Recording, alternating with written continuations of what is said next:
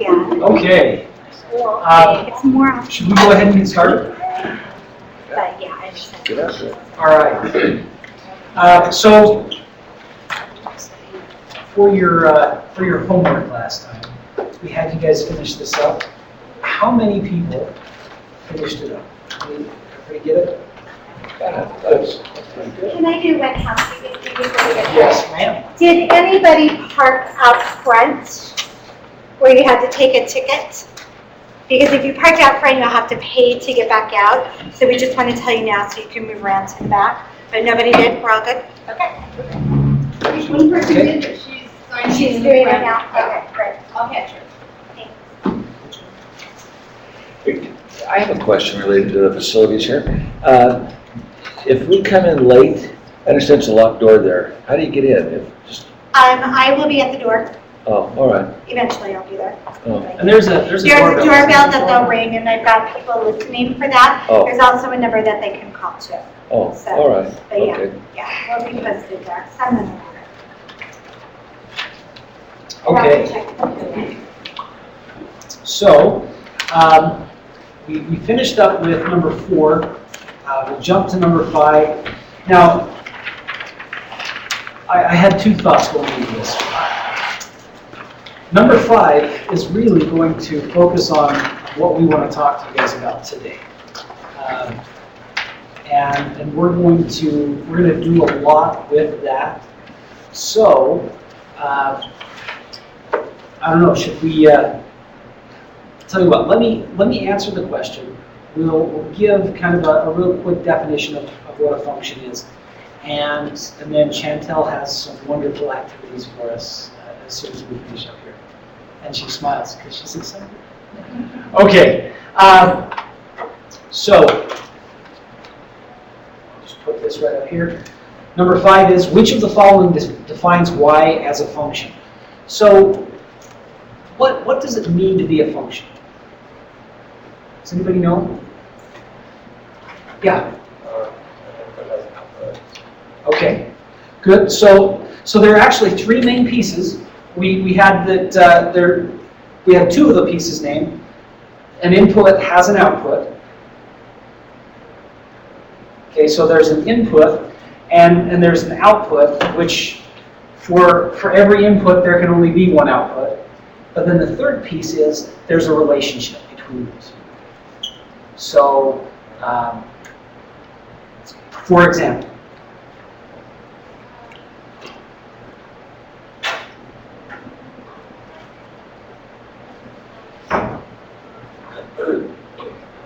okay, so function of x is equal to 2x.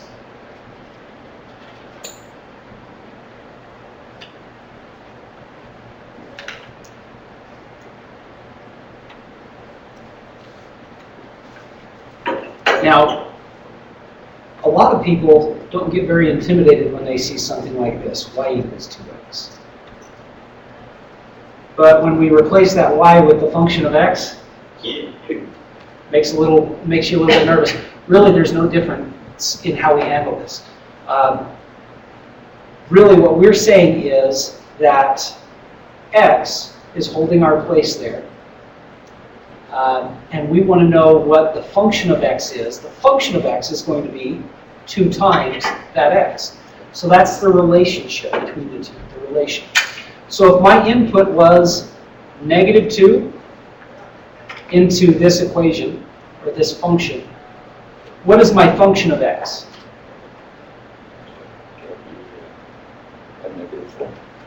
Yeah, -2 times the 2, right? So it would be my function of -2 is equal to 2 times -2. Almost wrote it on the table there, and I would have got myself in trouble. So what is 2 times -2? -4. All right. And -1, so let's see what the function of -1 is. Well, that's just, again, we're plugging it into our function there. 2 times -1, which is -2, and so on, right? We can plug 0 in, we can plug 1 in, we can plug 2 in. So here's my input, here's my output, and the relation between the two is that. There's a relationship between those two. It would be 2 times that input is what my output is going to be. All right, so that is what a function is. So let's use that knowledge to help us with number 5. Now remember, we talked about the Praxis test and the multiple choice parts of it, and just choosing wisely. When you're going in and you're looking at these multiple choice questions, where you're going to have to choose to see which one is going to be the correct answer, or if they get really sneaky, choose which one would not work. Look for the obvious one that you can eliminate. Now, me, when I'm looking at this, I'm looking at y is less than x plus 1. Now, I know that if I have a graph of something that is y is less than something or y is greater than something, I'm shading a whole bunch, right? Okay. Remember, we said there can only be one output for every input. So the way that graph would look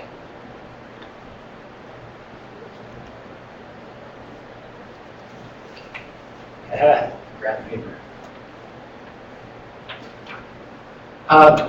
So let's graph that function that we were working on back there. So when x was -2, y was -4.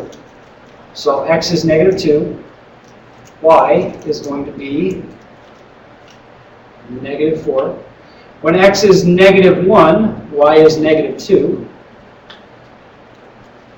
When x was 0, y was, if we would have worked it through, 2 times 0 is 0, right? So do I have enough to connect and graph? Yeah. Okay, and I'm not drawing a real straight line here real quick because I don't want to take too much time with this. But I have a test here, and I've patented this, so every time you guys use this, you'll be in it. It's the vertical line test. Okay, somebody came up with it before me. But the vertical line test tells me that if I can draw vertical lines and it only crosses my graph once, it only touches one point on that, each vertical line, then it's a function. Okay. Now, if I were to say, okay, for the sake of time, I'm not gonna draw that graph, but I'm just going to show you why I can eliminate this one right off. So let's say I have a graph of y is greater than whatever.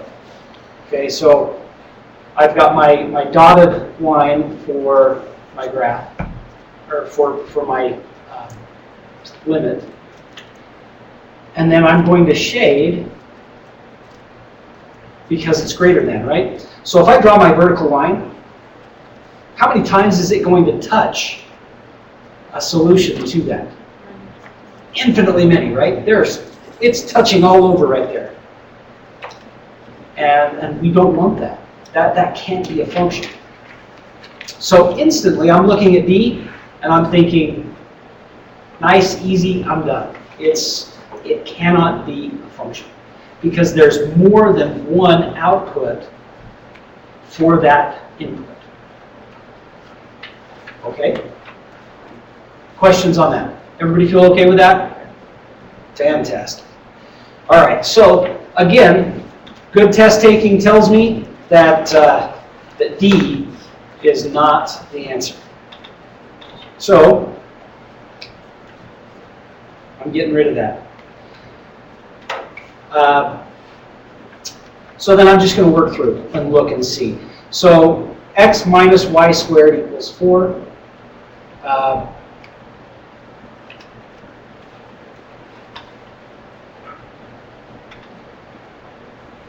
I want to get y all by itself.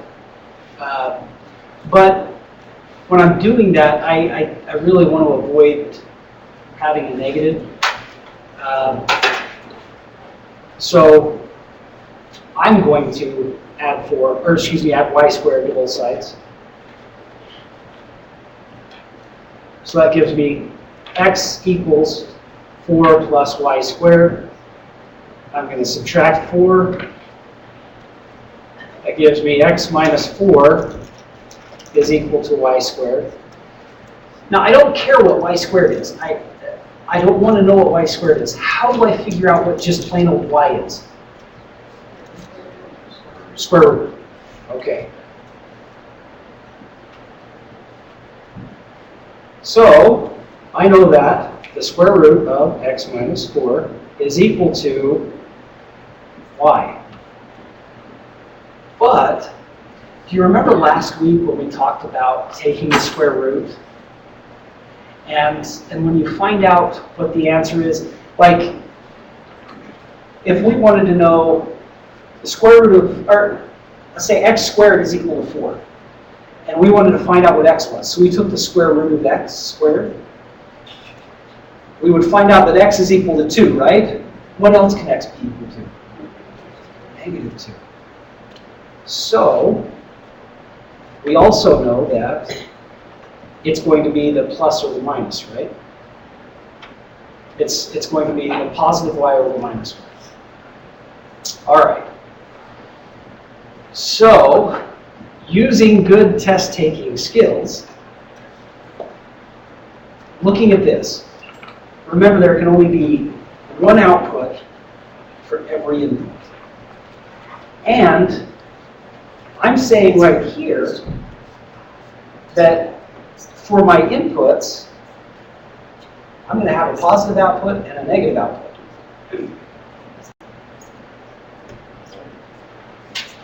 Does that make it so it's not going to be a function? Yeah. Okay, right. It's not going to be a function. You guys, if you get to the test and you're struggling with this kind of thing, like I said, draw a picture. You can graph this, and just to save time, so let's look here at this graph. Square root of x minus 4 is equal to plus or minus y. So here's my x, here's my plus y, here's my minus y. Okay? All right, so let's... a question from Adobe. Yes? The question is, why he wouldn't just divide both sides by y? I could, but then I'd have a y on both sides, and we want to make sure that we've got, when we're solving an equation, we want to make sure that we've got the y's together and the x's together, and if you've got them mixed on if you've got an x and a y on one side and the y on the other side, you're not going to be able to solve that, because you're wanting to put this into having y be a function of x. So x is on one side, excuse me. Yeah, have y be a function of x. So you're going to have your x's on one side and your y's on the other side of the equation. Does that make sense? In Adobe land, are you okay? Yes. Okay, good. Okay, so I like to start my graphs out at 0. So let's do that. So 0 minus 4, that gives us an imaginary number, right? Ooh. Because the square root of a negative, and we're not going to play around with that right now. So I know that's not going to work. But what can I do to get this up to something that is at least not negative? What's the first x I should look at? I heard it? 4? And the reason why is because that'll give me 0, right? 4 minus 4 is equal to the plus or minus y. So the square root of 0 is equal to plus or minus y. What's the square root of 0? Okay, so when my x is 4, positive y is 0 and my negative y is 0. Okay, so then let's go to our next one. Let's say it's 5. So 5 minus 4, let's do this one right here. Square root of 5 minus 4 is equal to plus and minus y. 5 minus 4 is 1. Okay, so when my x is 5, I've got the square root of 1 is equal to plus or minus 1. So, what's the positive y? Well, what's the square root of 1? It's 1, right? 1 times 1 is 1. And my negative y? It's negative 1. So, let's start this graph. You guys, I know I'm rushing through it, but we are going to spend a lot more time on functions. So, when x is 4, 1, 2, 3, 4, y is 0, and negative y is 0. Okay, so right now, we can draw our vertical line test, and it's only going to cross once, right? But what happens here, we get when x is 5, y is 1, and negative 1. And so really, we're going to have this kind of graph. It's not drawn perfectly, but if I draw my vertical lines, how many times does it cross? Twice, not a function. Okay? So, we have now eliminated 2 of them. So let's look at B. B is x squared plus y squared is equal to 4.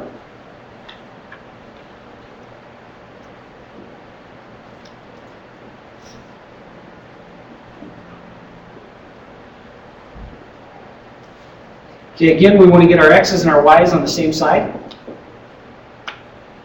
So I'm going to subtract x, or on different sides, isolate them. I'm going to subtract x squared from both sides. That gives me y squared is equal to 4 minus x squared.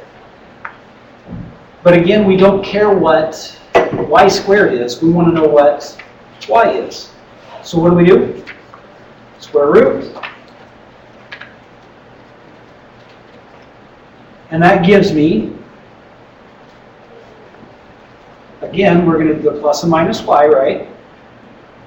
Is equal to the square root of 4 minus x squared. Now, given the problem we just did, can everybody see what we're going to end up with here? So we know that's not going to be a function. And you guys, use these tricks as you're going through. If it's a function, if it's asking you to find which one could be a function, my goodness, if they've got 2 that are exactly alike, maybe not exactly, but very similar, man, look at those. But don't just take it for granted until you work it down to that point where you can see, yep, it's not going to be a function. Okay, so we can get rid of that. So that leaves C. Now, I don't know about you guys, but I am extremely nervous about just trusting that that C is going to be the right answer.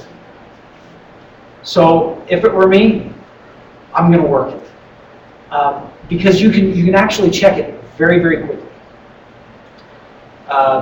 So I would just graph this. It's already set up for you, y equals x squared minus 2. I would draw my graph. I've got my x and my y, my input and my output. Again, like I said, I always like to start at 0. If I have to, I can go negatives, but I like to start at 0. So,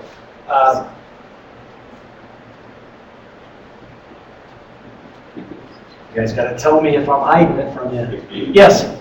Question from Adobe Connect. Inequalities. Square roots have multiple answers, not a function. Please clarify. Okay, say that again. It says inequalities.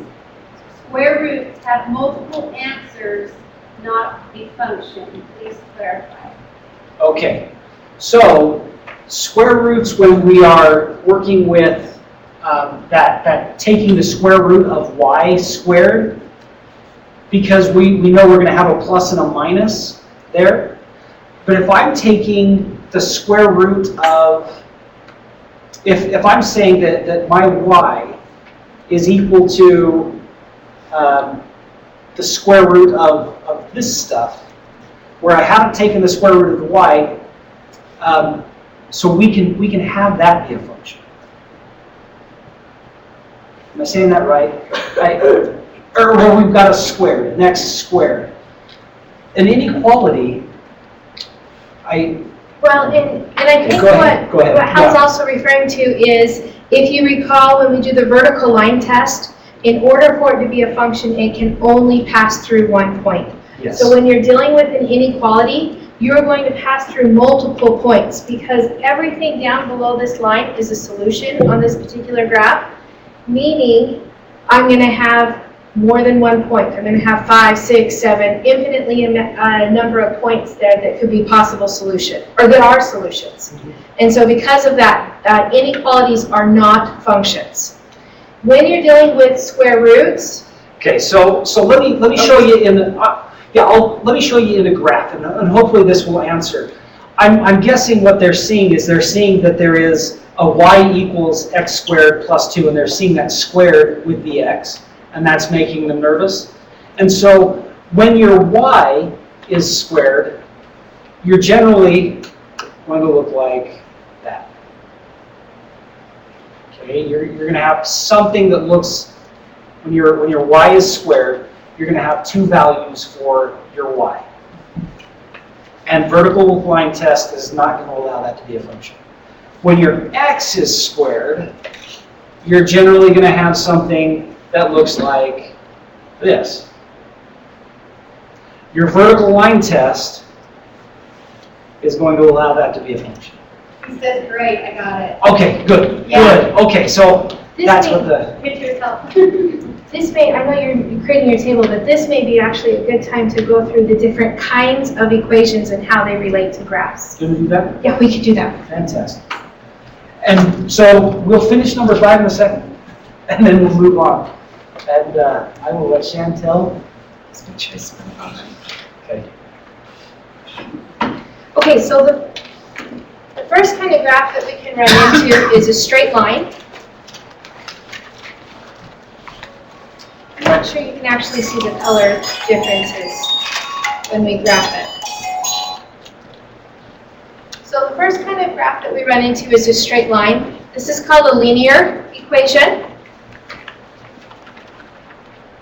And linear equations can be written in the form of y equals some number times x plus another number. Or they could also be written as a number times y plus a number times x equals another number. This is called standard form right here, where the x and the y are on the same side. Notice, for a linear equation, there are no squares. So notice y is not squared and x is not squared. That's going to form a straight line when you graph it. So when you create your table and you graph it, you're going to get a straight line. The second type of equation, graph you can write into, is going to have, like Hal was showing you, is going to have that U shape. This is called a quadratic equation or a parabola.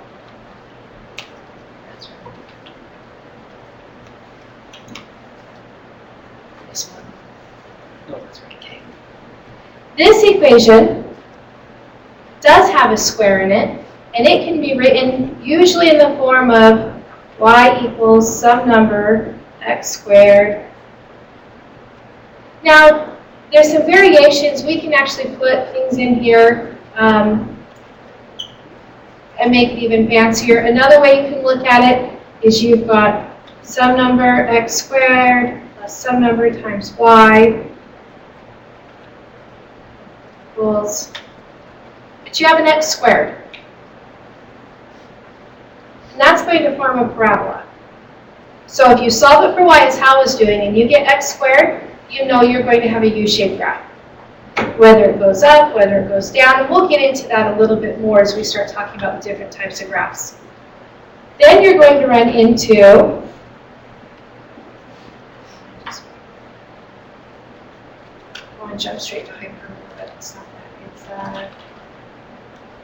It's iconic sections.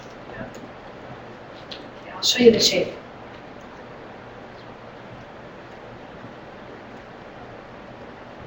It looks like a parabola on its side.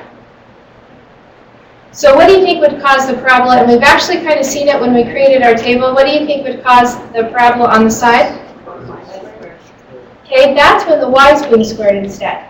So that's when you're going to end up with y squared equals number times x plus b, or if you solve it for x,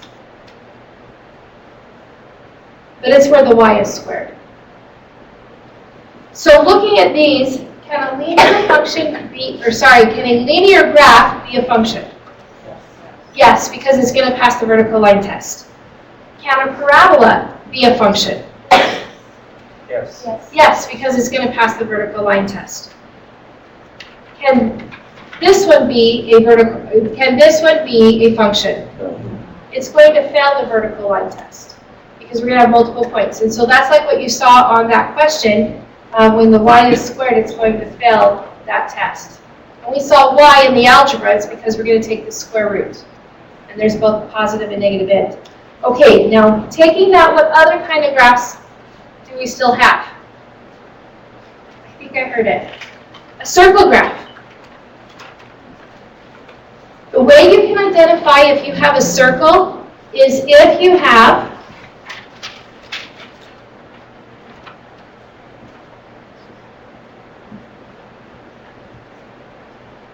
the x squared and the y squared on the same side, and there's a plus between them.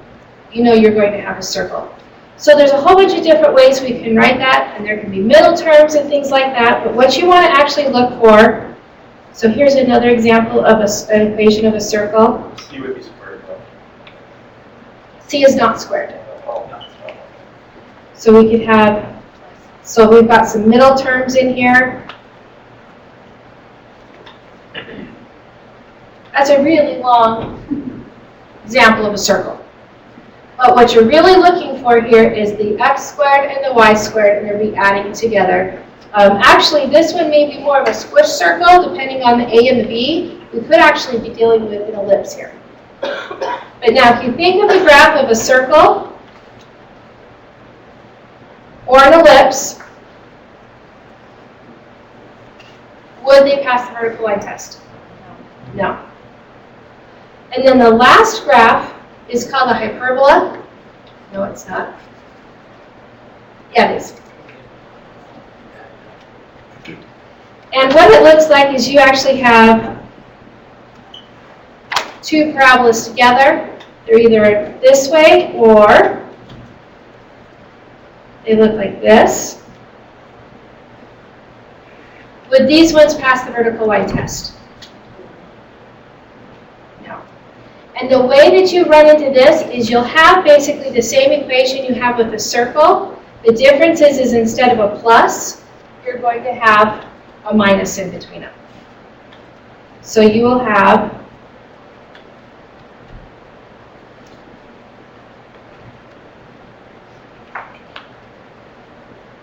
so if we go back to that question that you were working on, if you know the basic shapes of graphs and what you're looking for, you could look quickly and you see that B is going to be what kind of graph? A circle. And we've already talked about D, how it's an inequality, so that doesn't work. So now we need to look between A and C. Notice that on A, it's the y that's being squared, so what's its graph going to look like? It's going to look like a parabola on the side. Would that pass the vertical line test? No, so our answer would be C. And we know that the shape of our graph is going to look like a parabola.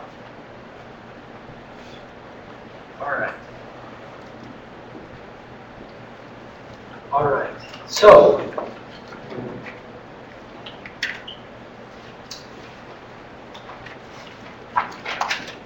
Yeah, the batteries. I think I'm out of that.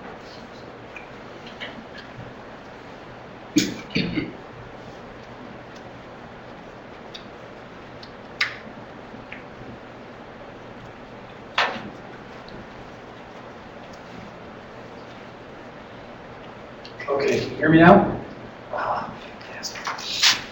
All right, so really quickly, that graph, y equals x squared plus 2, using the information that Chantel just talked about, what is our graph going to look like? Let's get back.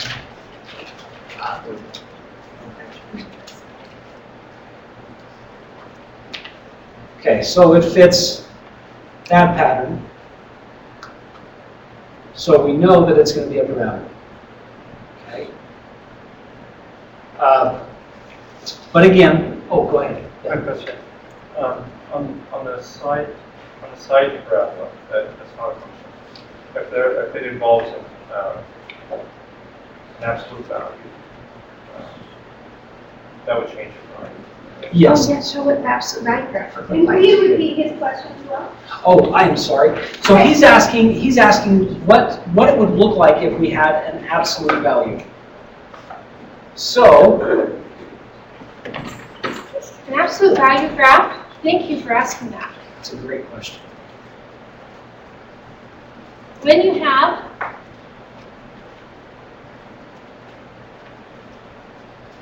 I'll just do, this is the kind of the basic one that we kind of base all absolute values off of. When you're taking the absolute value of the variable, what you're going to end up with is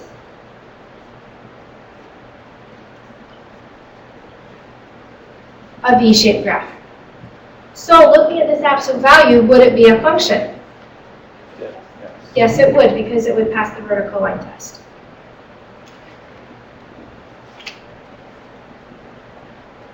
You could even get an exponential if you wanted to.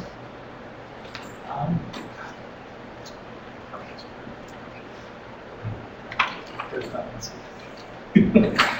One question, 35 minutes later. Yes. But there's a lot of information There's packed a into lot it. of information to this. Okay, so really quickly, for y equals x squared plus 2, just quickly to graph that, I would take my y, excuse me, my x and my y. We would say that, so y equals x squared plus 2. I'm going to start out with my 0. I'm going to plug that in. Y equals 0 squared plus 2. So what is y when x is 0? 2.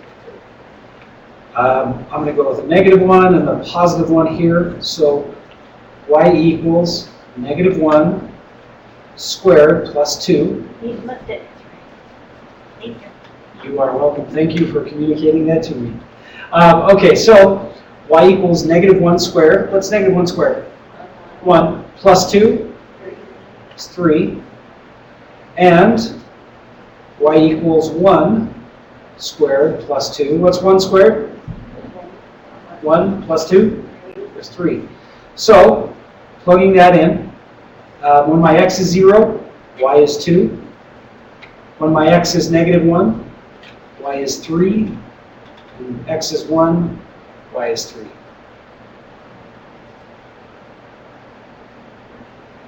Okay, so we've got our graph. Would that meet the vertical line test? It would, so it's a function. All right. Now, should I talk about a one-to-one function really quick, or do you want to do that a little later? Okay, a one-to-one function is a function, so it meets the vertical line test, but it also meets the horizontal line test. Okay, so is this a one-to-one function? No, because it crosses twice horizontally. So this is a function. Now, what kind of a graph would be a one-to-one function? Or could be a one-to-one function? Straight line. Okay, a linear graph, right? Okay, fantastic. So my question is that with the one-to-one function, you can't have two Ys or 2X. Correct, correct.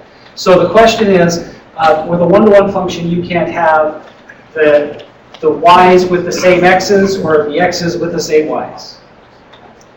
And be careful about that one, because it's really specific when it says one-to-one. A function, it's okay to have the U shape. It's just when it says one-to-one. Just one-to-one function. A function is the vertical line test. A one-to-one function is a vertical line and horizontal line. Okay, this next one is my favorite kind of questions because it already comes with the drawing. It comes with that representational for us already. So it says that a taxi ride costs $2.50. Yeah. Right, either vertical or horizontal. A taxi ride costs $2.50 for the first quarter mile, or a fraction thereof, plus 50 cents for each additional quarter mile, or fraction thereof. Which of the following graphs represents the total cost of a ride as a function of the distance traveled?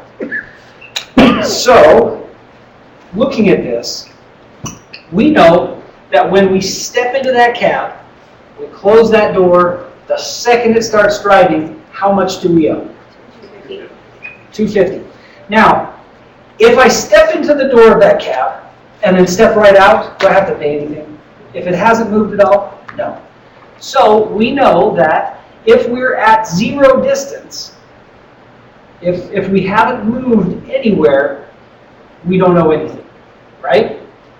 So these open dots right here mean that it's not including that specific point. So can we eliminate any of these answers right from the very start? Which ones can we eliminate? Okay, so C and D. Why can we eliminate that? Okay, good. It's charging us for even just sitting in there. We haven't traveled anywhere, right? We've just climbed into the cab. Well, that's not the rule. The rule is that for every fraction, for any portion of that first quarter mile that's traveled, so if we even roll just a little bit, we've traveled a portion, but we're beyond where we originally were. So these two are saying that we're charged just for sitting in there. Can't have it. So now we know our answer has to either be A or B. Well, how much are we charged for that first quarter mile? $2.50, right? So, according to graph A, how much are we charged for that first quarter mile? Okay, there's 2 and there's 3, so it's $2.50, right? How much in graph B?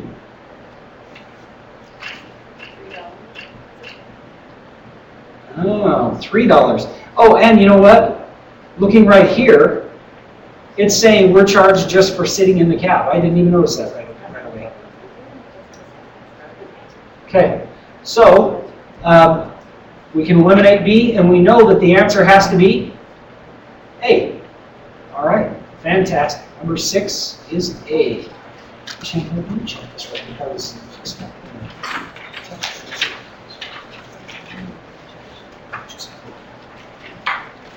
Okay.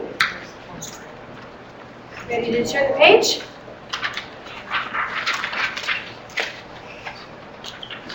Percents. We like percents, right? Percents are on the south side. Okay. The graph above shows the distribution of the content by weight of a country's trash. If approximately 60 tons of the trash consists of paper, approximately how many tons of trash consists of plastics? What's nice about these type of problems is you can actually set them up multiple ways. But one great way to set it up is to use proportions, to use ratios.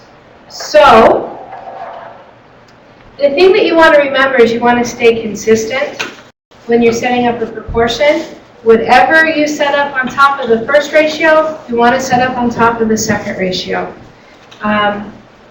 So there's multiple different ways you can view it. So I'm going to say the total weight is 60 tons, and that represents what percent?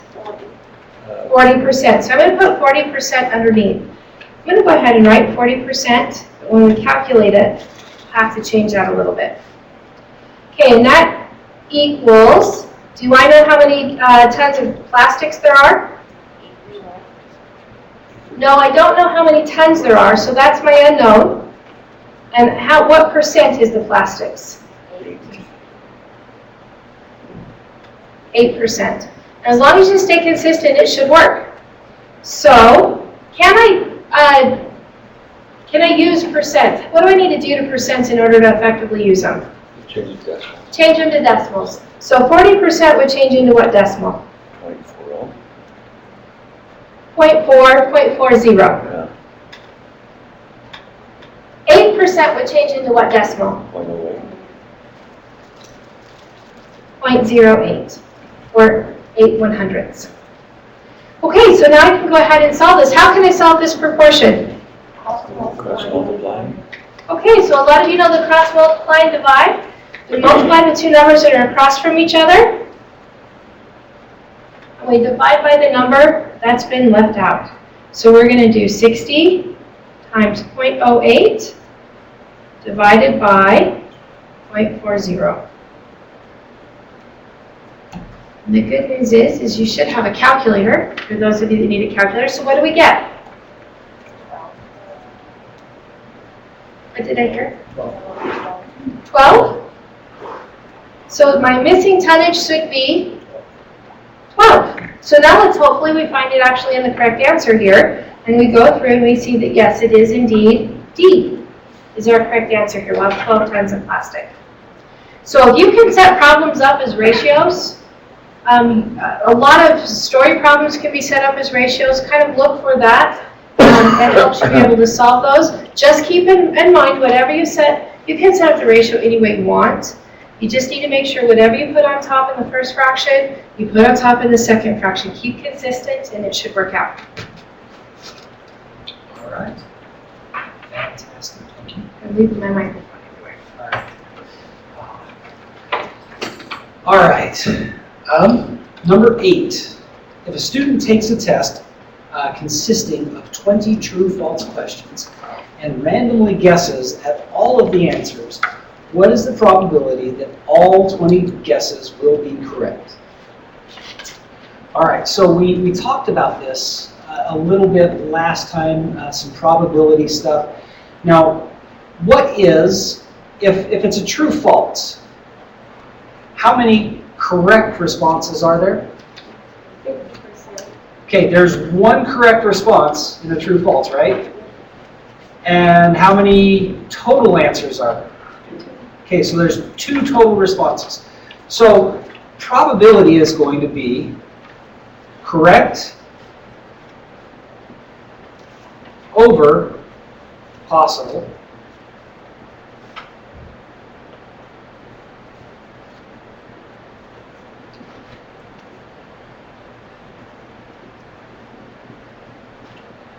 So, if there are 20 responses, and we know that the probability of getting that first one, what's the probability of getting that first question correct?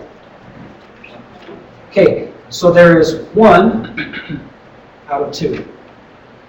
All right, now we're compounding that probability with the next one because we're saying he gets not only the first one correct, but he's also going to get the next one correct, right?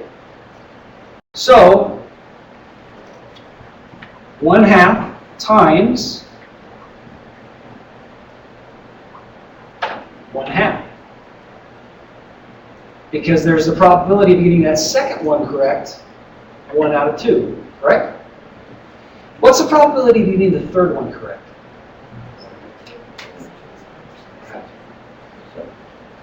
1/2 is what? 1 out of 2. Now, how many times are we doing that? 20 times. So that's going to go on to the 20th time. So we're going to actually have 1/2 raised to the 20th power.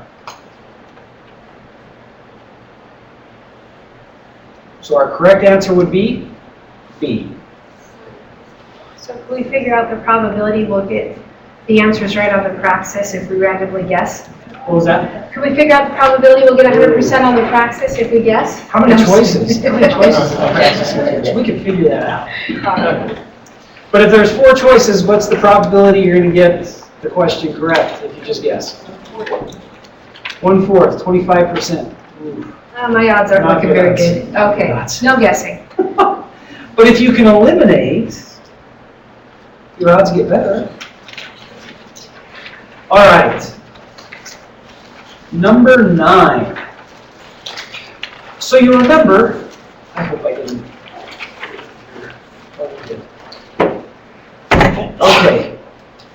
As Chantel was showing different forms of equations.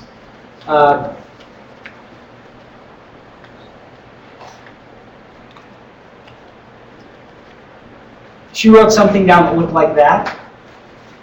Does that look familiar to anybody? What form is that equation? What is it? Slope-intercept. Okay, so it's in slope-intercept form. If we know the slope of an equation, or excuse me, if we know the slope of a line, we can tell if those lines are going to be parallel. If we know the slope of 2 lines, we can tell if they're going to be parallel. We can tell if they're going to cross one time. If they're parallel, how many times are they going to cross? Okay, so if they're parallel, they're either going to cross 0 times, or they're going to exist simultaneously, right?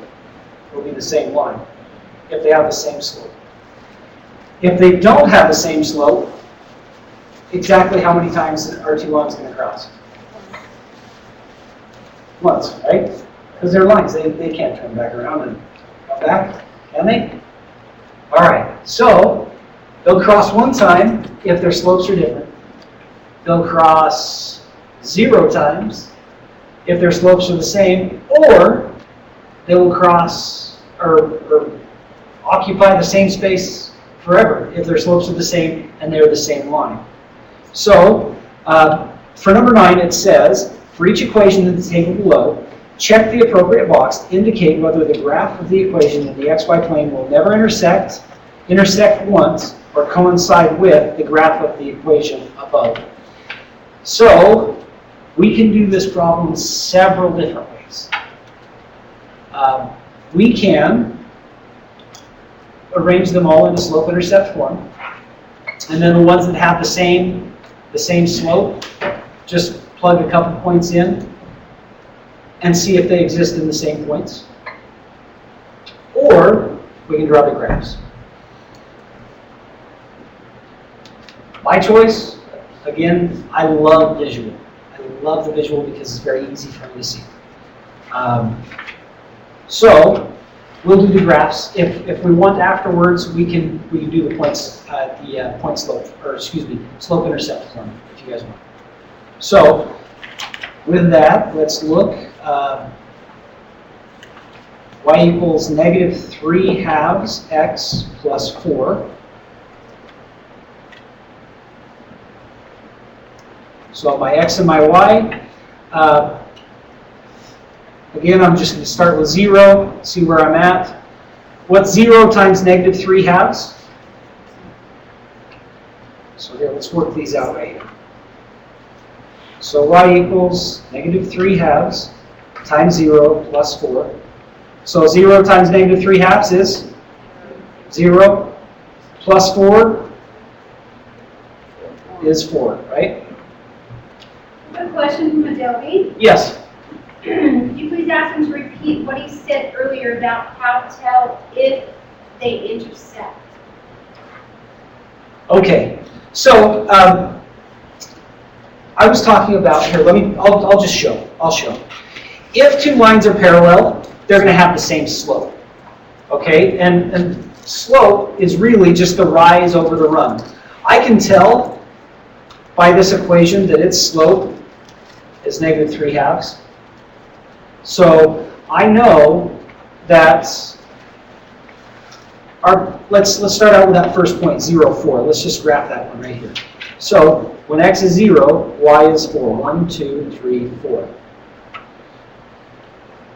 Because I know the form of that equation and I know that's going to be the slope, I know I'm going to go down 3. 1, 2, 3. 1, 2, 3. And I'm going to go over 2. 1, 2. Because it's negative 3 over 2. My rise over my run. Then I know I'm going to go again. 1, 2, 3. 1, 2. And it's just going to continue. That's going to be my slope. It's just going to continue forever. Now, if I have another line, let's say I've got a line right here, or that goes through that point, and it has the exact same slope. So I will go down 1, 2, 3, and over 2. 1, 2, 3, and over 2. Because slope is just a measurement of how steep a line is. Yes. It's a ratio of how much up you're going and how much over you're going. It's rise over run. So if I have two lines that have the exact same slope, they are never going to cross. They're parallel. They're going the same. Okay? Or if these two lines actually, if one of my equations was y equals negative 3 over 2x plus 4, and the other equation was y equals negative 9 over 6x plus 4, really, that's going to end up giving me the exact same line. It's going to be the exact same line. Because what I've done is I've just multiplied this by 3 over 3. 1, right? It's the same, it's the exact same thing. So it has what looks like a different slope, but as I simplify it down, it's going to end up being the same slope. Another example of that is if I were to say the equation of my line was 2y equals negative 3x plus 4. yeah. Say. I was going to go the The y plus 2y minus 8 equals 3x. It's going to be that's the exact same line. It's just in a different form. Okay? So those two lines would be the same. If we were to graph them out, it would end up giving me the same thing. So that's when two lines coexist on top of each other. So they are going to occupy that same space. Now, if the lines don't have the same slope, they have to intersect somewhere eventually. But they're only going to intersect just one time. So in Adobe Land, are we good? Yeah, she said great, thank Great. you. Okay. All right. So actually, we've graphed our line right here. So let's look at our other lines. So we've got negative 12x minus 8y equals negative 32. So again, we want to get that into the y equals mx plus b. We want to make it look like that. So I'm going to take my negative 12x minus 8y equals negative 32. And I'm going to get my y all by itself. So I'm going to add 12x to both sides. That leaves me with negative 8y is equal to 12x minus 32. And I'm going to divide both sides by negative 8. So y is equal to Now you guys know that you can say this is 12x divided by -8 minus 32 divided by -8, right?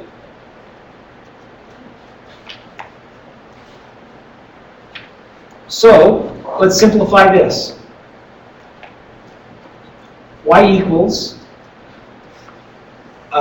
let's simplify 12 over -8. What is that going to give me? What goes into both of those? 4.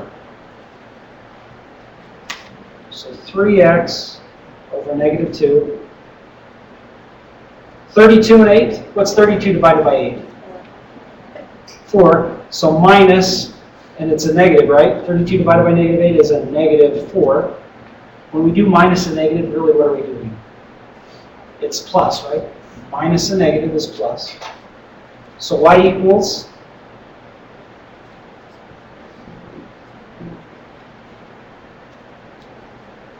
+4. Okay. So my slope on the this first one, that problem right there, it was a -3/2. My slope on this one is 3/2, which is really a -3/2, right? Same thing. So are my slopes the same? Is this slope the same as this slope?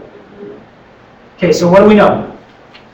They're either never going to cross or they're going to exist in the same space. So now we need to look at the rest of the equation. Oh my goodness. It's the same, right? Now we can graph that, and we're going to be putting the exact same points down. Remember, we had, as we were working through it, we had our x and our y. We started out with 0, and we said that plug 0 into that. So -3/2 times 0 plus 4. So, oh, I get so excited doing math. Oh my gosh, I'm so sorry. Yes. Okay. So, so we plugged our 0 in for the x, plugged it into that equation. So we know that y equals 0 plus 4, which is y equals 4. So 1, 2, 3, 4. And if we don't want to trust the slope of that, we can plug another point in. So let's choose this point right here. Let's say that when x equals 2, let's see what happens there. See if we did this right. So when x equals 2, so y equals -3/2 times 2 plus 4. I'm just going to put this as a 2/1 because it makes it easier for me to see. So -3 times 2 is -6. 2 times 1 is 2 plus 4. So y equals, what's -6 divided by 2? -3 plus 4. What's -3 plus 4? So y, put 4 there instead of 1. Y equals 1. Oh my goodness, when we draw that line, it's occupying the same space. So that very first one, the graph of the equation will coincide. All right. But Dobie would like to know if they can use graphing calculators on the Praxis. You know, we asked that question. Did you get an answer on that? It looks like there is an online graphing calculator that will be available, and next week we'll give you the address, and you can actually download a 30-day trial of the graphing calculator that you can use so that you can get familiar with it, because the last thing you want to do is show up to test and never use that calculator that you can use. Whether or not you can take in your own personal calculator, that we're not aware of, Becky recommends that you call your testing center that you're going to be taking the test at and get clarification from them if they'll allow you to take in your own calculator or not. But yes, you can see that having a graphing calculator would definitely greatly speed this process up. Thank you. And with time being an issue, speeding things up is a good Yes. thing. Yes, absolutely. Okay, the next one, 9x plus 4y is equal to 64. And for the sake of time on this, because we're already an hour into this, you guys, time flies when you're having fun. So I will just, we'll just go for, again, that slope-intercept form, y equals mx plus b. In fact, to use a graphing calculator, you have to have it in the y equals mx plus b form. So make that your first step when you're dealing with graphing lines. Always solve it for y, because once you have it solved for y, there's a lot of information you can actually tell from the equation. Yes. Are they easy to use? Because I've never used a graphic. The question was, are graphing calculators easy to use?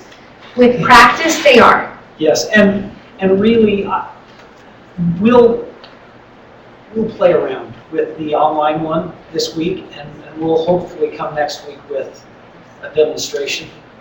So we can show you, and that way you can be the judge of that yourself next week, hopefully. We can give out the address also at the Then we'll end, so give you out can the play around address. too. Yep. Okay, so to get this into the form y equals mx plus b, again, we're going to solve for y. So I'm going to start by subtracting 9x from both sides. So 4y is equal to negative 9x plus 64. I will divide both sides by 4. So y equals negative 9x over 4 plus 64 over 4. Does negative 9 over 4 simplify down at all? Doesn't, right? The only factors of 9 are 3 and 1 and 9. Factors of 4 are 2 and 4 and 1. Okay, so that doesn't simplify down. How about this one? 64 divided by 4. Okay, so y is equal to negative 9 over 4x plus 16. Okay, what's my slope here? Negative 9 over 4. And my slope up here? Negative 3 over 2. So are they parallel? Remember, they can only be parallel if the slopes are exactly the same. So they're not parallel. So remember, if they're parallel, they're either never going to cross or they're going to exist in the same spot. If they aren't parallel, they have to cross exactly one time. So how many times is this going to cross if the slopes aren't the same? Just one time. Okay. So it intersects once. Next one. 6y minus 4x equals 8. Again, we're going to solve for x, or excuse me, solve for y. Add 4x to both sides. So we get 6y is equal to 4x plus 8. Divide both sides by 6. Y is equal to 4x over 6 plus 8 over 6. What does 4 over 6 simplify down into? So y equals 2/3 x plus, what does 8 over 6 simplify down to? 4/3 or 1 and 1/3, right? Okay, so my slope up here was negative 3/2. My slope down here is what? Okay, 2/3, good. So, are those slopes the same? No, they're not exactly the same, so how many times are they going to cross? Once. Now, something, does anybody notice something about those two slopes? What, it says, okay, good. So there's two things. Ah, very good. They're going to be perpendicular. Why are they going to be perpendicular? Because the slope is the negative reciprocal. Okay? Show you this really quickly. So parallel lines have the exact same slope. Perpendicular lines are negative reciprocals of each other. Okay, so if we're looking at this point right here, actually, you know what? Let's do our easy one. Let's go with 0, 4. Let's look at that point 0, 4. Now, my slope of this line we said was what? Negative 3 over 2. So my negative reciprocal of that is positive 2 over 3. We've flipped it and changed the sign. So the slope of this line, the slope of that other line would be 2 over 3. So we're going to see perpendicular, rise is 2, run is 3. 1, 2, 3.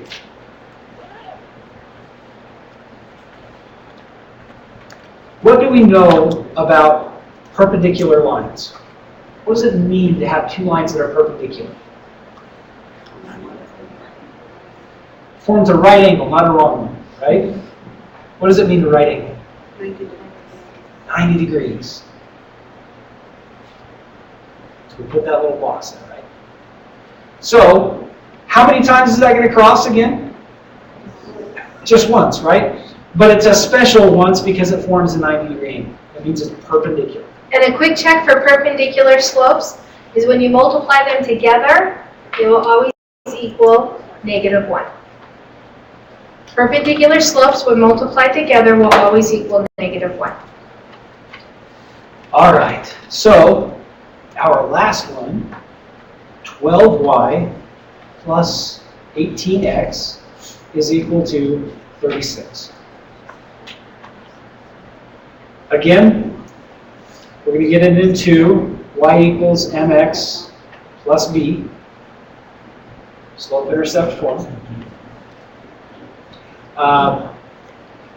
Let's see, we will subtract 18x from both sides.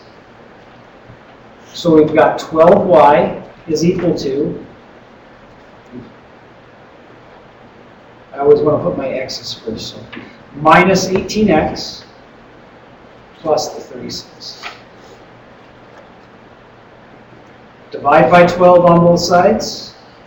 So y is equal to negative 18x over 12 plus 36 over 12. All right, so let's reduce this. What does this one reduce to? Okay, it reduces to -3/2 because 6 goes into both, right? How about this one? What is it reducing to? 36 divided by 12 is 3. All right, do we have the exact same slope?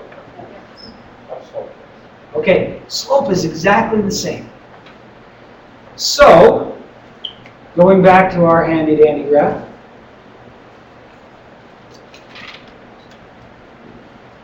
okay, that's the graph of the line okay, that's the graph of the line we originally had. Now, let's plug in 0 into this equation. So, this, got our x and our y, we'll start with 0. So, y is equal to -3/2 times 0 plus 3. So, y is equal to, what's 0 times -3/2? 0 plus 3 is 3. So 0 and 3. And what is my slope for that equation? Negative 3/2, so we go down 1, 2, 3, and over 2.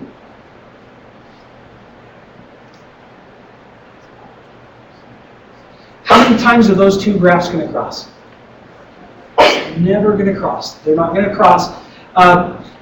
Okay, so I'm going to show you something here with our slope-intercept form.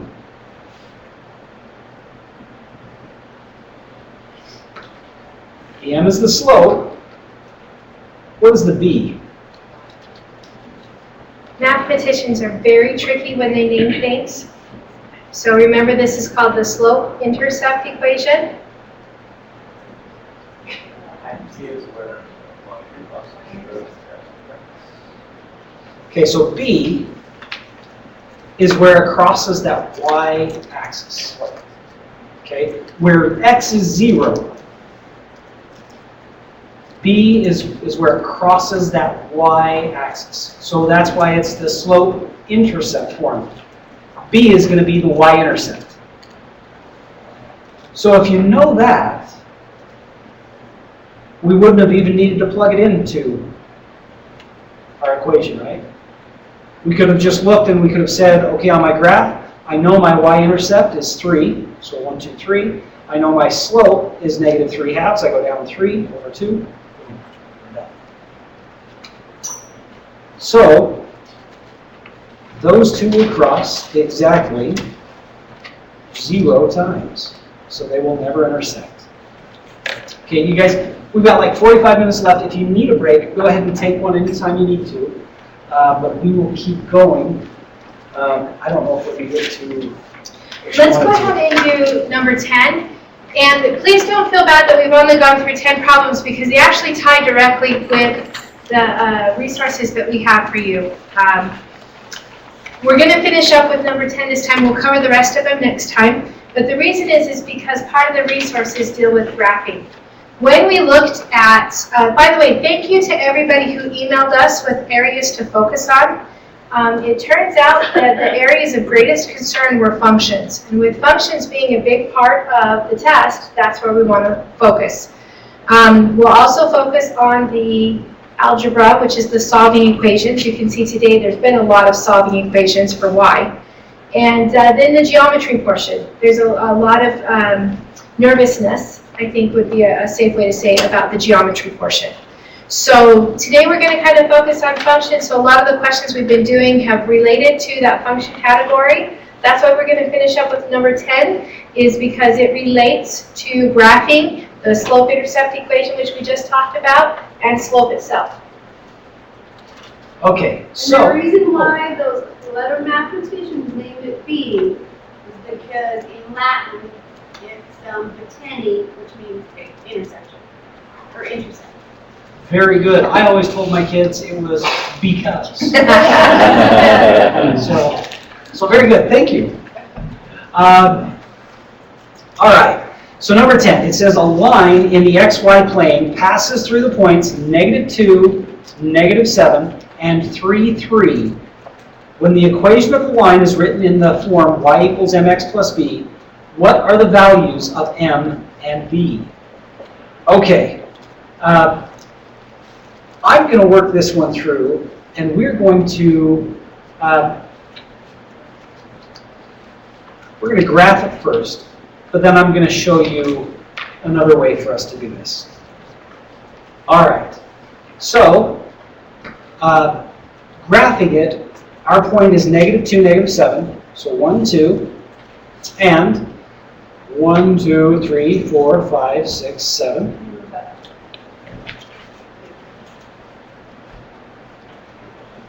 Okay, we can all see that? Fantastic. And then our next point is 3, 3. Okay, so 1, 2, 3, and 1, 2, 3. Then we're going to connect these points.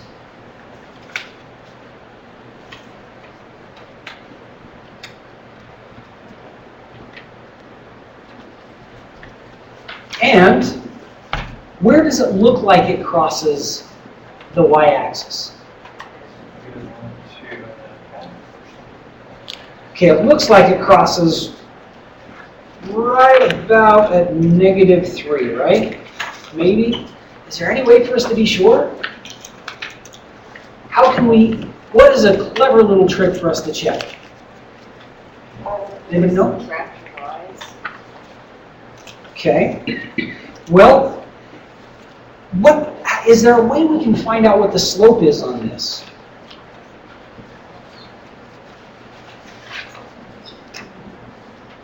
Because again, remember, we want the slope to be the rise over the run. So, without knowing any mathematical equations here, we're going to look, and what is my slope? Well, it's 1, 2, 3, 4, 5, 6, 7, 8, 9, 10. What is my run? 1, 2, 3, 4, 5. So my slope is 10 over 5, which is? Let's move this over. 10 over 5, which is 2 over 1. So that means that I will go up 1, 2, and over 1. Up 1, 2, and over 1. Oh my goodness. My intercept is what? My intercept is -3. So B is going to be -3, and my M is going to be 2 over 1. So my slope-intercept form of that equation would be y equals m. Oh, you guys can't see that. Sorry, guys. Y equals m, which is 2 over 1, x plus b, which is -3. So my b is going to be -3. My m is going to be 2 over 1. So that's graphically how to do it. Now, is everybody okay graphically on that? Can everybody see how we did that with the graph? Or do you want me to go through it one more time real quick? Could you do the slope one more? The slope one more time? Okay. So what I did was I knew I had two existing points, right? I had this point here that was -7, -2. And I had this point here, which was 3, 3. When you count it up, though, is it 10 or 11? So it's going to be 10 because I'm going to start here and I go up 1, 2, 3, 4, 5, 6, 7, 8, 9, 10. You're counting spaces, not the lines. Yep. Yes, you're counting distance, which is going to be key because we're going to talk about that in just a second. I mean -2, -7? Okay, so that's my rise, and then my run. We've got 1, 2, 3, 4, and 5. So my rise over run is 10 over 5, which simplifies down to the 2 over 1. Okay, so if it's 2 over 1, then I know I can just go up 2 over 1, up 2 over 1, until I reach that magical y-axis, and it gives me the intercept. Okay, sometimes this is not going to work this slick. And you won't be able to do it graphically. So if you run into one of those problems where you can't do it graphically and it doesn't work just right, just slick like this, then you're going to have to go the mathematical route. So we have the 2 points, which are -2 and -7, and 3, 3. Okay, so we've got those 2 points. First thing we want to do is we want to find the slope, right? Because we've got to get it into the equation y equals mx plus b. I want to figure out what the slope is. Well, my slope is going to equal my second y minus my first y over my second x minus my first x. Those interchangeable, as long as you go to the same order. Yep, it'll work out either way. As long as you go 1, 2 on both of them, it'll work that way as well. Yeah. So if you go y sub 1 minus y sub 2, it'll work the exact same way as long as you do x sub 1 minus x sub 2. What you're trying to find is that distance in y values, and the way you find that distance is by subtracting them. So you just want to stay consistent. Okay, yep, so we're looking at the difference in the y's over the difference in the x's, because again, the slope is the rise, or the difference in the y, over the run, or the difference in the x. So plugging that in, I know that m is equal to, this will be my x1, y1, x2, y2. So y2 is 3 minus a negative 7 over x2, which is 3, minus the x of 1, which is negative 2. Minus the negative really just means plus, right? So m is equal to 3 plus 7, which is 10, and 3 plus 2, which is 5. So simplify that down. Simplifies down to 2 over 1, or just 2. You can leave it as just 2 if you want. I'm a stickler. I like to know the rise over the run, so I put the 1. Okay, so that is my m. 2 or 2 over 1. So the next thing we're going to do is we're going to plug that in. So y is equal to 2 over 1 plus b. Now, 2 over 1 x. Oh. We need to find out what b is, right? So, to find out what b is, I can do a few different things. One of the things I can do is I can go back to my graph, or I can plug some things in. So, what do we know about, I lost my train of thought. Oh my gosh. Ugh. Okay. So we know that at the y-intercept, what is the value of x? 0. 0. Okay. So, we want to find out what b is when x is equal to 0.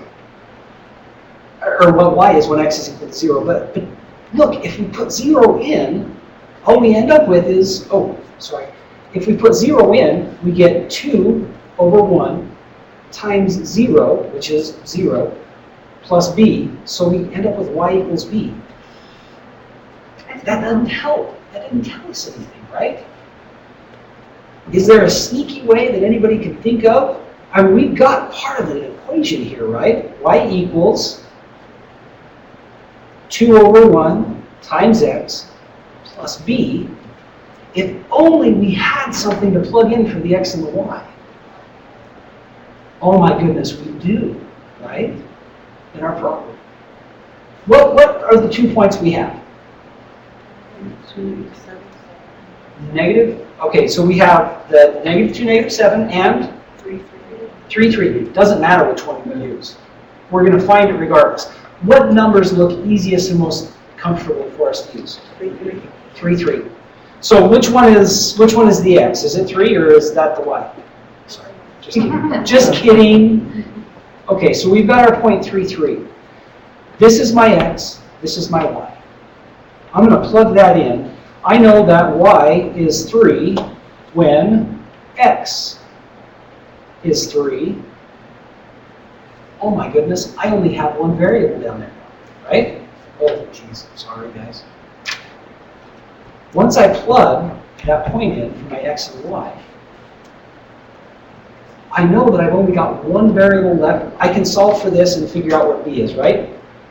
So 3 is equal to, what's 2 over 1 times 3? 6, right? So 3 is equal to 6 plus b. So I'm going to subtract 6 from both sides. And that gives me negative 3 is equal to b. Is that what we got from before? Yes, it is. Okay. Questions on that? You guys, there are several ways to do each of these problems. I mean, really, if you can just draw a diagram, that should get you started. That should help you out. Draw something down. If you're feeling like you're lost, make sure that you've drawn that picture. All right. So, Okay. Chantel. What you have on your table, and for those of you in Adobe land, there should be 2 files on the, I think it's the updc.org/praxis. Okay?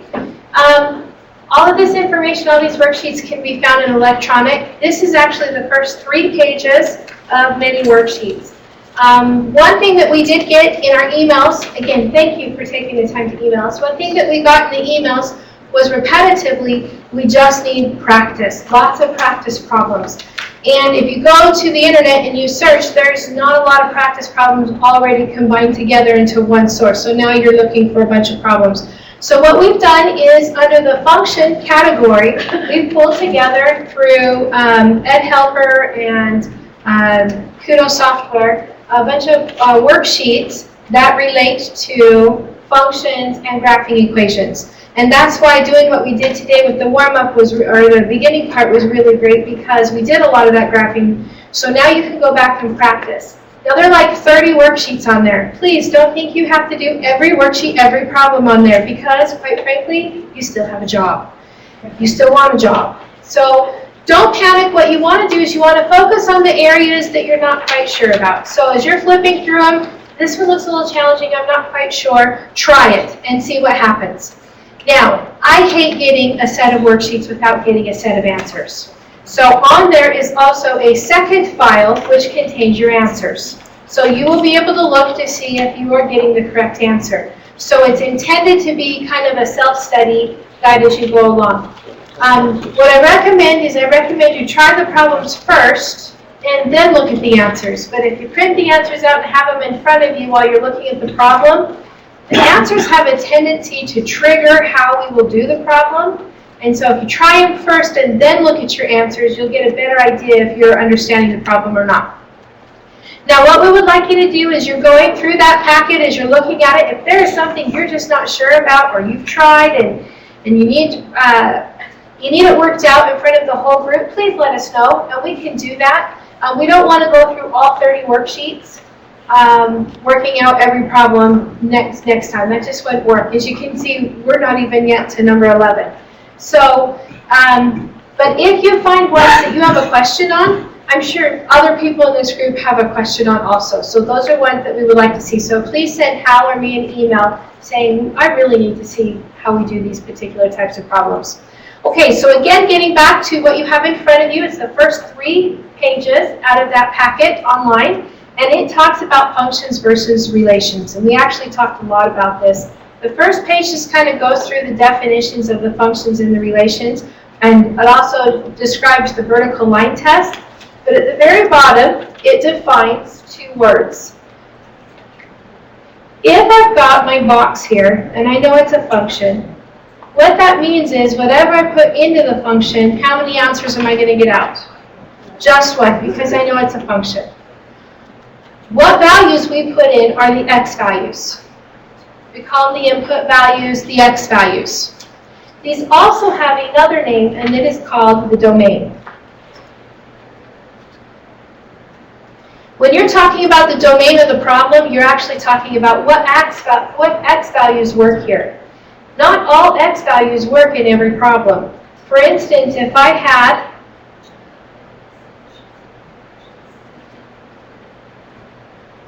Are there x values for which I can't substitute anything in here? Could I put in a -2 and get a real answer? No, I wouldn't be able to graph it. So negative numbers aren't going to work here. So my domain is going to be all positive answers from 0, 1. I can put in 0, 1, 2, 3, 4, 5. I can even put in decimals or fractions, but I cannot put in any negative numbers. So that would be my domain, is what can I substitute in. Here's another example. Sorry, switching here. Are there values of x here I'm not able to substitute in? I could put in any number here except for when that is 0. And that's because we cannot divide by 0. So all real numbers would work here except for 0. Those are the numbers that I can put into the equation. So when it's asking you to identify the domain, it's asking you to identify what numbers can you substitute in for x. What are your x values that you can use? Then we get our outputs. And our outputs are our y values. These are termed range. So when you're asked what is your range, what you're being asked is what are all the answers? What can your answers possibly be? Here's where it's really good to look at a graph, because if you look at your graph, what you're looking for is what are all the y values that we used. So if I had a graph, I guess I could use a graph. Sorry. If I have a graph that starts here and goes like this, did I use all the y values? No. In fact, I started here at 2, and then I used all the numbers up above. So my range here would be numbers that are that are 2 or greater. Okay? So if you look at those first 3 pages, if you turn into the second page, now it's just this is just a quick time for you to kind of go through and see, let's just spot check and see what we remember now from what we've talked about earlier. So let's look at problem number 3, determine if the relation is a function. So you've got a list of ordered pairs, you're told it's a relation, you want to know if it's a function. Thumbs up if it's a yes, thumbs down if it's a no. Is this a function?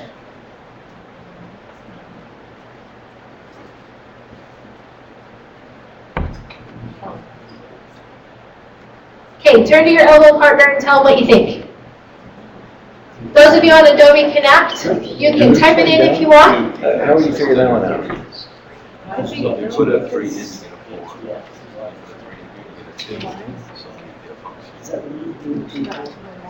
Okay, yes or no function?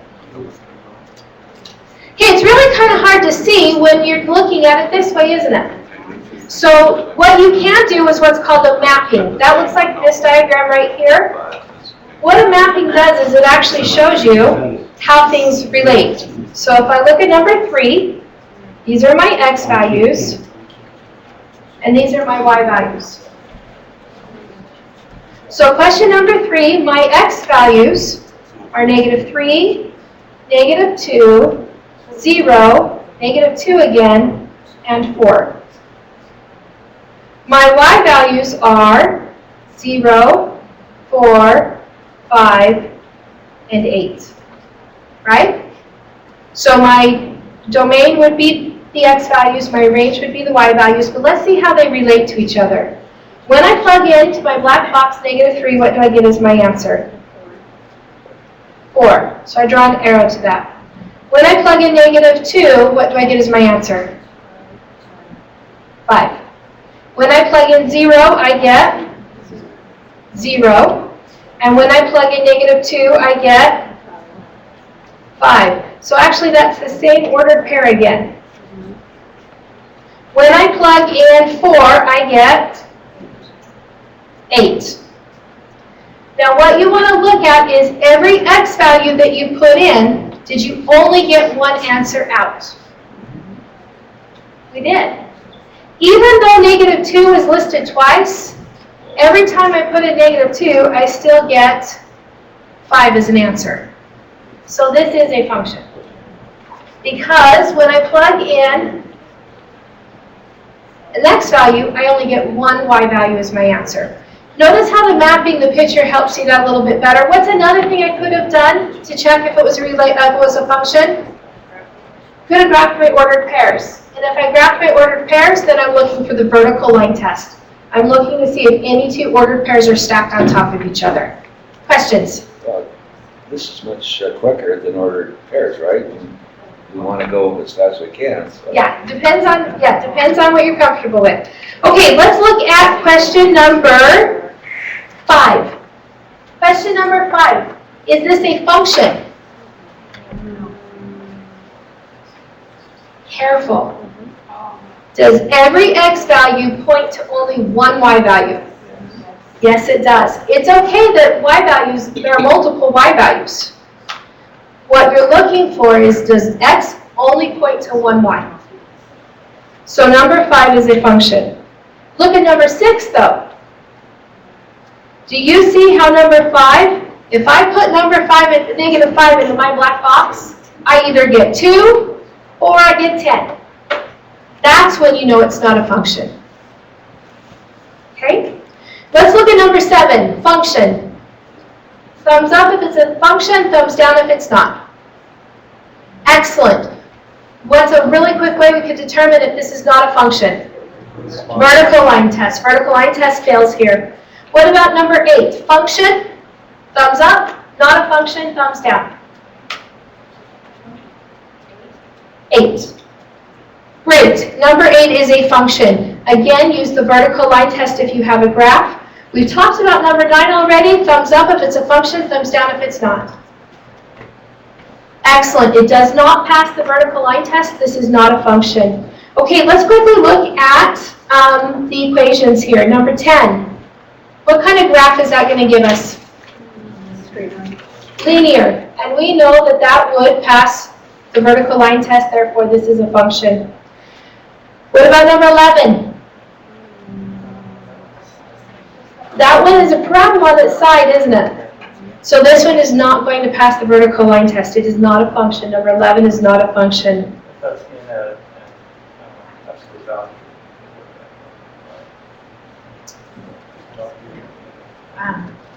If it looked more like, let me think about that. The question was if it was in an absolute value, and I'm going to take a look at that. Okay, let's look at number 12. What do you think?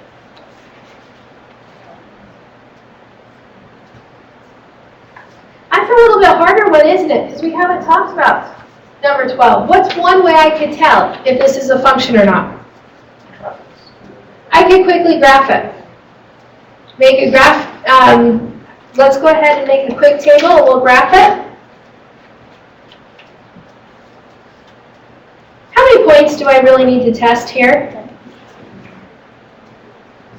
Just a couple. 0 is a good one. If I put in, now am I going to want to substitute in the 0 for the x or the 0 for the y?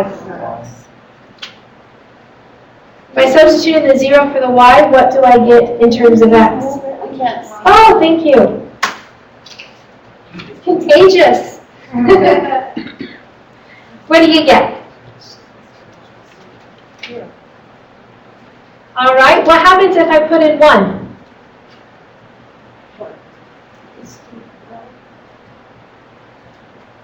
What happens if I put in 4? Sorry, putting in 4. Could I put in negative 4?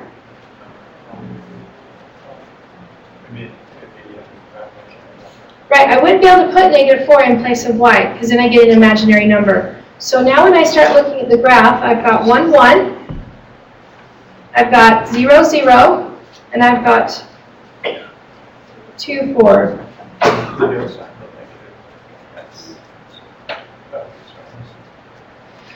Excellent question. The question was asked, but you still have the negative x values.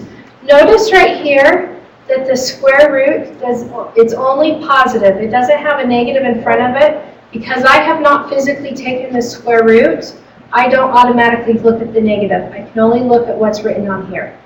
And so because I can only look at what's written on here, I'm only looking at the positive. That was an excellent point of view, or question, or comment, was to look at the negative. So be careful. If you physically take the square root, you need to include the negative. If, however, it's already on your paper, you look at what's already there. So let's go ahead and look at what we've got here. Would that be a function? It would pass the vertical line test. Okay, let's go ahead and, Here's a question from Adobe. yep, Could the square root of 4 also be negative 2? okay. And that kind of gets back to what we were talking about. If I had this right here, x squared equals y. If I were solving this for x, I would take the square root of both sides. Because I physically just drew that square root symbol, I have to make sure I look at both the positive side and the negative side. So we put a little plus minus here to remind us to look at the positive and the negative. So what we end up with is we end up with an equation that says x equals plus or minus the square root of y. So the positive side and the negative side. Okay? On this particular problem, yes, if x was equal to 4, y could be both positive or negative 2. However, when I have the equation written like this, the writer of the problem has already decided that I'm only going to look at the positive equation. Now, how do I know I'm only going to look at the positive equation? Because right here, there's not any sign, which means it's positive. Notice this one up here said both the positive and the negative one, and that's why I would have both positive 2 and negative 2, where here, I can only have the positive side. Okay, so that's where I said if you physically and in your work are drawing the square root symbol, be sure to include that plus and minus. Include that negative side that we tend to forget. If, however, it's already drawn for you, the creator of your problem has already decided which root they want you to look at. So, when we actually take the Praxis, that's set, so we don't have to worry about the plus or negative, positive or negative, right? Right. The question was when you actually take the Praxis, it will already be set for us. It depends on the type of problem they ask you. If they had asked you this problem, you need to consider the negative root. If, however, they asked you this problem, they've already decided it for you. Questions on that? Okay. All right. Then on the next page, we get into the domain and the range. So domain is related to which values again? The x values. So if I were to list out the domain, let's look at number 14.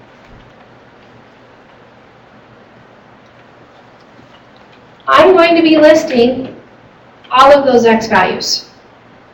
Well, the x values I have are negative 5, negative 3, negative 1, and 0. So it's the set of numbers that includes negative 5, negative 3, negative 1, and 0.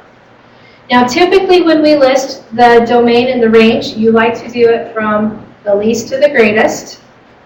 And if a number is repeated, you'll only write it once. So if we look at the range,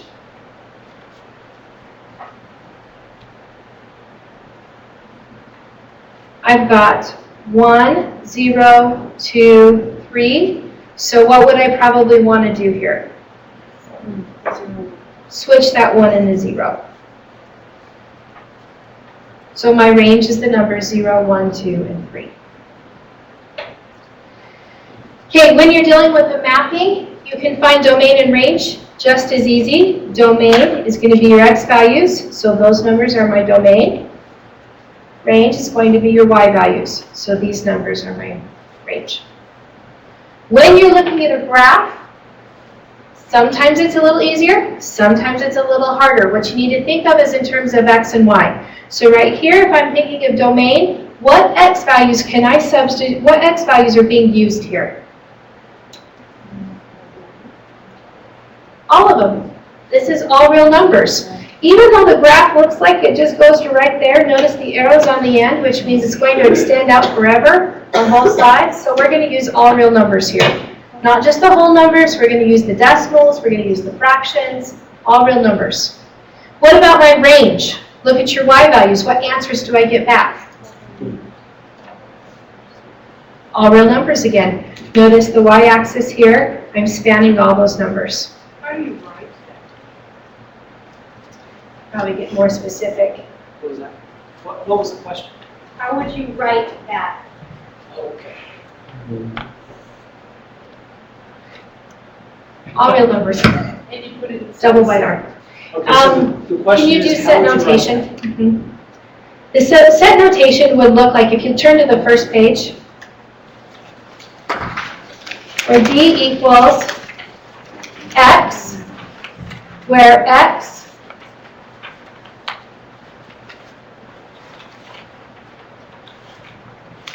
is all real numbers. X is in the set of all real numbers. Is that I attached to that bar? Sorry, this right here is a double backboned R. The double backboned R stands for all real numbers.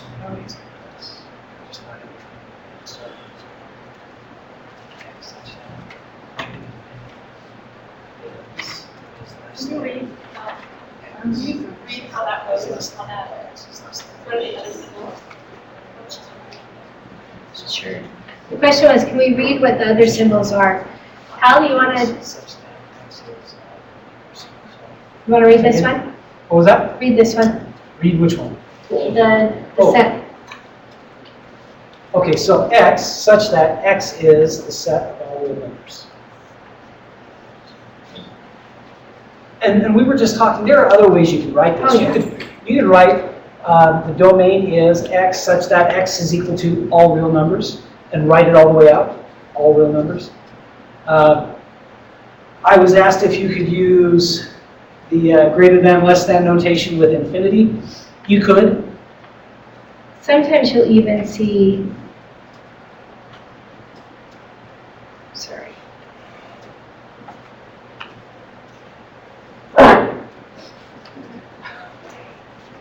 So there are several ways to address that.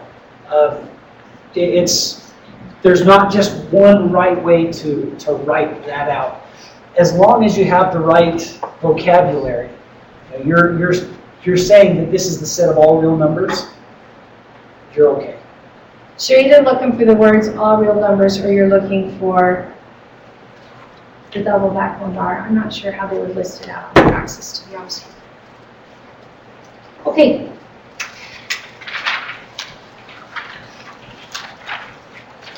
Okay, let's look at 21. 21, we get into one of those absolute value equations.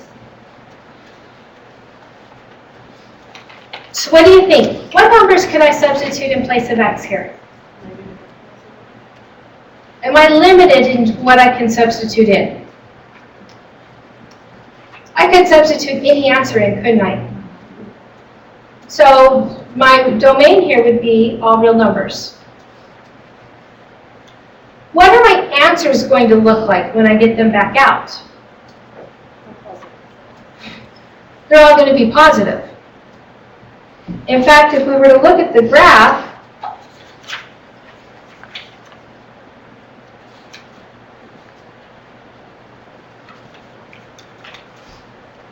we would see something that looks like this, and we can see that graphically, we're only looking at 0 or positive numbers here.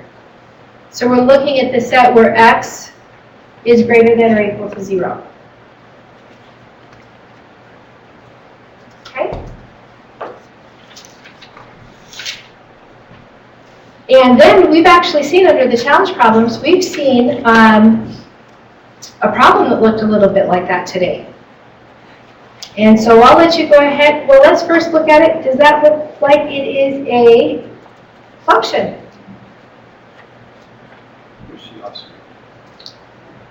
Yeah. We've got Open, closed, I believe that is closed, open, closed, open, closed, open. Would it pass the vertical line test? So notice this point right here, where I come down, I'm going to hit a point. What does that open circle mean again? It means it doesn't include that point, does it? So would it pass the vertical line test? Yes, it would. Therefore, it'd be a function. Okay, let's talk about some function notation. Now that we know what function is, function notation, and Hal alluded to this earlier.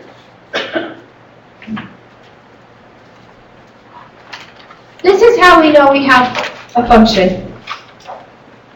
F of x equals x. Mainly, when you're looking to graph this, what do we treat that as? That's really our y value. It's our answers. This is what we put in to our function. These are the answers we're going to get out. So the way function notation likes to do that is they like to do this. If f of x equals x, what would f of 1 equal? 1. What this basically means is right here, it's telling you what to substitute in place of that x value. So what you're looking for here is this solved when x equals 1.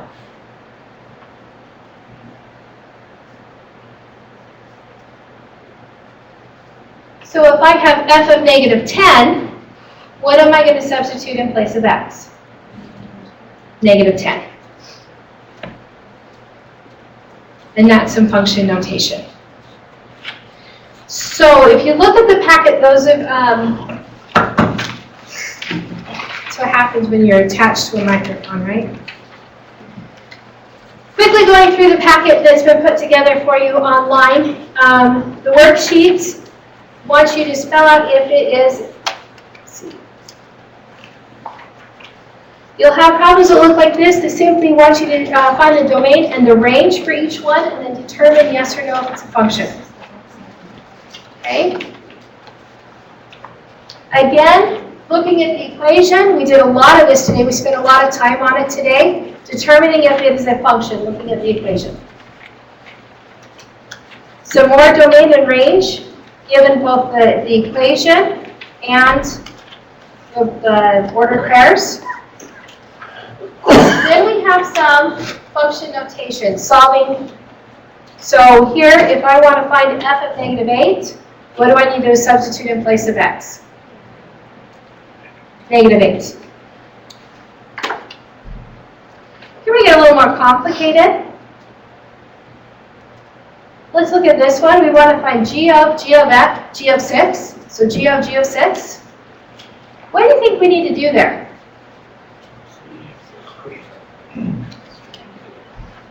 We're going to start with this g of x equation, and we're going to substitute in what number? 6. Once I find my answer out, I now know what g of 6 equals. Now I'm going to take that number and substitute it in place of x again. That way I can find, so first thing I'm going to find is the g of 6. Once I find that answer, I'm going to put it into g again. Okay, so play around with some of those. Do you want to work that one out? Okay. Yeah, go online. So we have g of x. Math worksheet. Okay, so the first thing that we want to find, so we're looking for g of 6. So the first thing that we want to put in is we need to find out what g of 6 is. To find that, I'm going to substitute 6 in place of all of these x's. So I'm going to end up with negative 13 times 6 squared is 36 plus 10 times 6 minus 13. So g of 6 is going to be negative 13 times 6, 36. Okay, so someone help me out with a calculator real fast. Negative 13 times 36. Negative 100 and 468. Negative 468 plus 60 minus 13. Which means g of 6 equals negative, what do we get?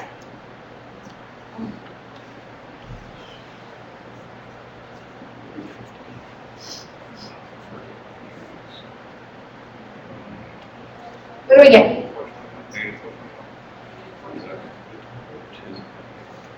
Does that get right? 42? Negative 42? Okay. Now that I know my answer is negative 421, I'm going to take this answer, because that's what g of 6 equals, and I'm going to substitute it in place of this g of 6 right here. So now I'm going to go back, and I'm going to find g of negative 421. It's going to be a big number. So what I'm looking for is g of negative 421 equals negative 13 times negative 421 squared plus 10 times negative 421 minus 13. So does that make sense, how you would go back and find that answer? And I'll let you calculate that out. But when you have them nestled, like this one, you first find the inside one. Once you find that answer, you plug it into whatever you're doing on the outside. Okay, in addition to that packet, you're going to have some linear equations, which are going to require some slope, which Hal went over beautifully with slope. There's going to be some graphing lines and a little bit of some parallel lines. So go practice. Have fun. If you have any questions during the week, let us know which ones you'd like to look at or what concepts you'd like to look at. And next week, we'll focus a little bit more on algebra. Now, before you go, it looks like Hal would like to say something. Yes, I would. Everybody likes to hear my voice last, right?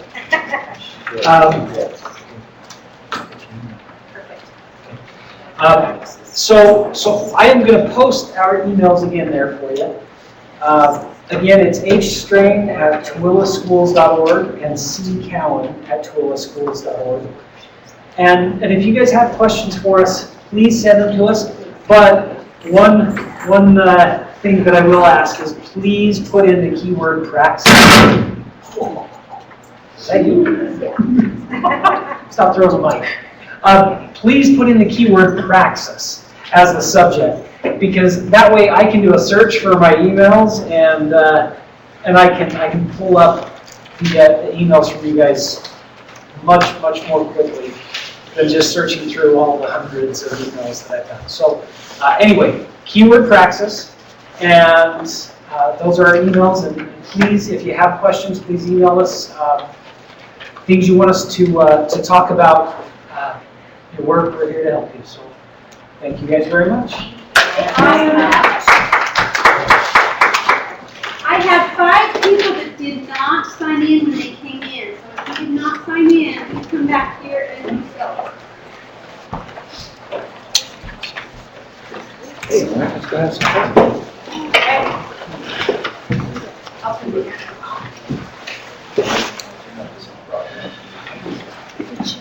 And you remember what you were doing this weekend, right? Yeah.